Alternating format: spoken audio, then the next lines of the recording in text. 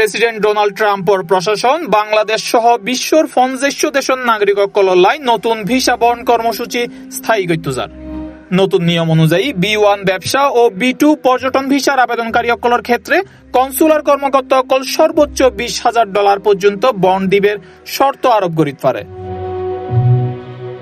Trump প্রশাসনের দাবি ভিসার মেয়াদ শেষ হবার পর অবৈধভাবে যুক্তরাষ্ট্র থাকি যাওয়ার প্রবণতা ঠেকাই ফেললাই এই কঠোর কর্মসূচি নেওয়ার। পরীক্ষামূলকভাবে প্রকল্প ইতিমধ্যে ইতিবাচক ফল পাওয়া গিয়ে বলেও জানাই মার্কিন পররাষ্ট্র দপ্তর। তবে অভিবাসন বিশেষজ্ঞ জানাই এই নিয়ম বৈধ ভ্রমণকারী অকলরে নিরুৎসাহিত করিব এবং অনেক সাধারণ মানুষের লাই যুক্তরাষ্ট্র জন আরো কঠিন হয়ে উঠিব।